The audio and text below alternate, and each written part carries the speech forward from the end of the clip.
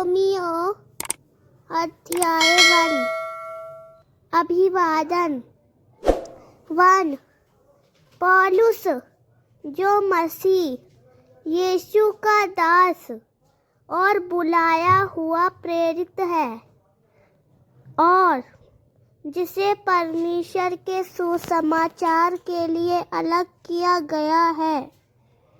2 जिसे परमेश्वर ने अपने भविष्यद्वक्ताओं के द्वारा पवित्र शास्त्र में पहले ही प्रतिज्ञा किया था।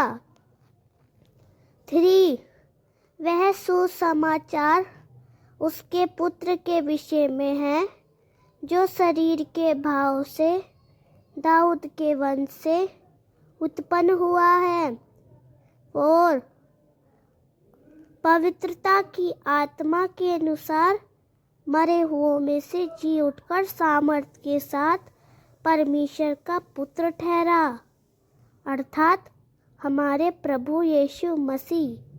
5 उसी के द्वारा हमें अनुग्रह और प्रेरिताई मिली कि हम उसके नाम के लिए सब अन्य जातियों में विश्वास की आज्ञाकारिता उत्पन्न करें। 6 जिनमें तुम भी यीशु मसीह के बुलाए हुए हो। 7 मैं उन सबको जो रोम में परमेश्वर के प्रिय हैं और बुलाए हुए पवित्र लोग हैं, हमारे पिता परमेश्वर और प्रभु यीशु मसीह से अनुग्रह और शांति मिले। रोम को जाने की कामना। 8 प्रथम तो मैं तुम्हारे विषय में यीशु मसीह के द्वारा अपने परमेश्वर का धन्यवाद करता हूँ कि तुम्हारे विश्वास की चर्चा सारे संसार में होती रहे। 9 क्योंकि जिस परमेश्वर की मैं अपने आत्मा से उसको पुत्र के सुसमाचार में सेवा करता हूँ, वह मेरा साक्षी है कि मैं तुम्हें लगातार स्मरण करता रहूं। 10 अपनी प्रार्थनाओं में निरंतर यह विनती करता हूँ कि किसी रीति से अब अंत में परमेश्वर की इच्छा से मुझे तुम्हारे पास आने का शुभ अवसर मिले।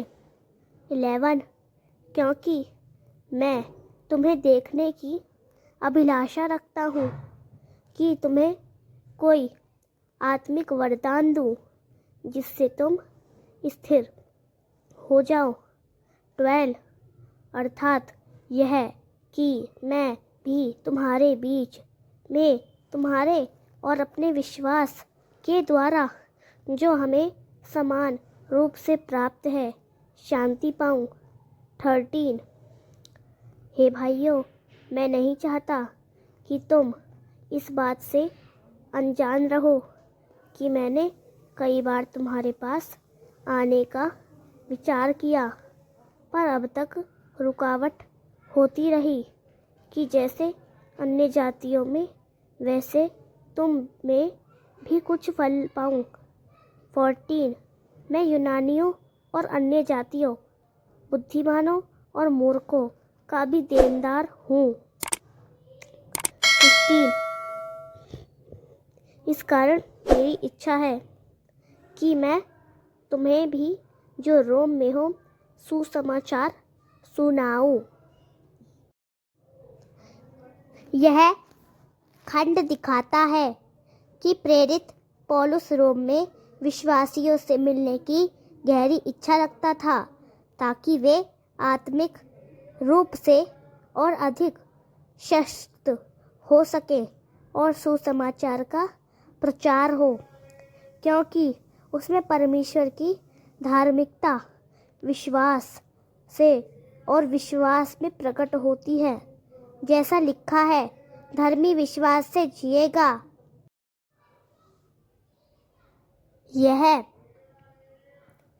यह वचन हमें बताता है कि परमेश्वर की धार्मिकता केवल विश्वास के माध्यम से प्रकट होती है और जो धार्मिक है वह अपने विश्वास के द्वारा जीवन व्यतीत करेगा। यह सत्य हमें परमेश्वर के अनुग्रह और विश्वास के महत्व को समझने में सहायता करता है। सहायता करता है।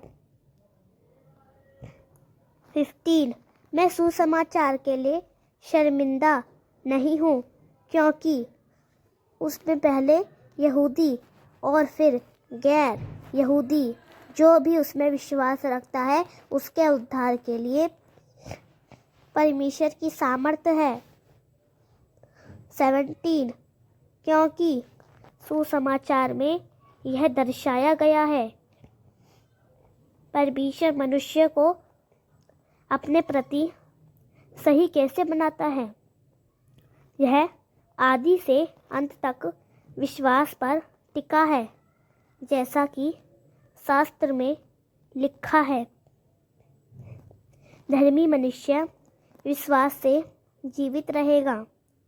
सबने पाप किया है। 18 उन लोगों को जो सत्य की अधर्म से दबाते हैं, बुरे कर्मों और हर बुराई पर स्वर्ग से परमेश्वर का कोप प्रकट होगा। 19 और ऐसा हो रहा है क्योंकि परमेश्वर के बारे में वे पूरी तरह जानते हैं, क्योंकि परमेश्वर ने इसे उन्हें बताया है। 20 जब से संसार की रचना हुई, उसकी अदृश्य विशेषताएं, अनंत शक्ति और परमेश्वर तब साफ साफ दिखाई देते हैं, क्योंकि उन वस्तुओं से वे पूरी तरह जानी जा सकती हैं जो परमेश्वर ने रची, इसीलिए लोगों के पास कोई बहाना नहीं।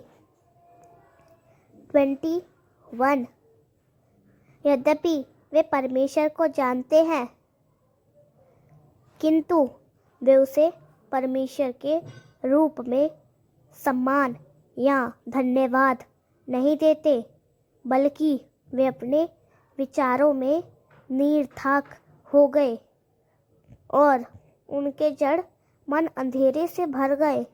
22 वे बुद्धिमान होने का दावा करके मूर्ख ही रह गए। 23 और अविनाशी परमेश्वर की महिमा का नाशवान मनुष्यों, चिड़ियाओं, पशुओं और सांपों से मिलती जुलती मूर्तियों में उन्होंने ढाल दिया। 24 इसीलिए परमेश्वर ने उन्हें मन की बुरी इच्छाओं के हाथों सौंप दिया। वे दुराचार में पड़कर एक दूसरे के शरीरों का अनादर करने लगे। 25 उन्होंने झूठ के साथ परमेश्वर के सत्य का सौदा किया और वे सृष्टि के बनाने वाले को छोड़कर उसकी बनाई सृष्टि की उपासना सेवा करने लगे। परमेश्वर धन्य है। आमीन। 26 इसीलिए परमेश्वर ने उन्हें तुच्छ वासनाओं के हाथों सौंप दिया। उनकी स्त्रियां स्वाभाविक यौन संबंधों की बजाय अस्वाभाविक यौन संबंध रखने लगी। 27 इसी तरह पुरुषों ने स्त्रियों के साथ स्वाभाविक संभोग छोड़ दिया और वे आपस में ही वासना में जलने लगे और पुरुष परस्पर एक दूसरे के साथ बुरे कर्म करने लगे। उन्हें अपने भ्रष्टाचार का यथोचित फल भी मिलने लगा। 28 और क्योंकि उन्होंने परमेश्वर को पहचानने से मना कर दिया, सो परमेश्वर ने उन्हें कुबुद्धि के हाथों सौंप दिया और ये ऐसे अनुचित काम करने लगे जो नहीं करना चाहिए थे। 29 वे हर तरह के अधर्म, पाप, लालच और वैर से भर गए। वे हत्या, लड़ाई, झगड़े, छल, झगड़ा और दुर्भावना से भरे हैं। वे दूसरों का सदा अहित सोचते हैं। वे कहानियां गढ़ते रहते हैं। 30 वे पर निंदक हैं और परमेश्वर से घृणा करते हैं।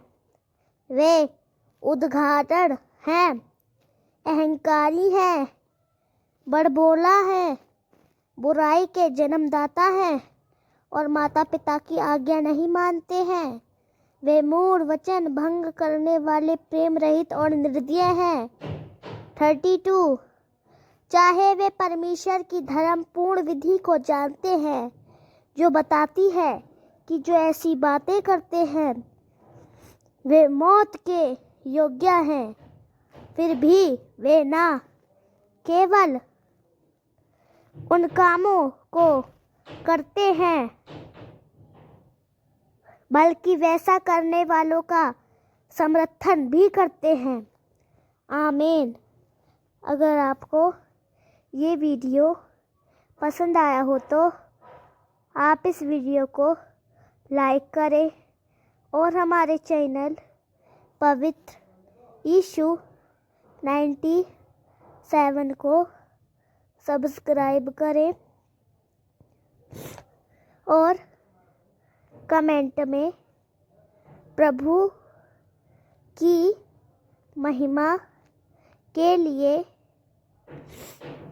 आमीन या हालेलुया ज़रूर लिखें।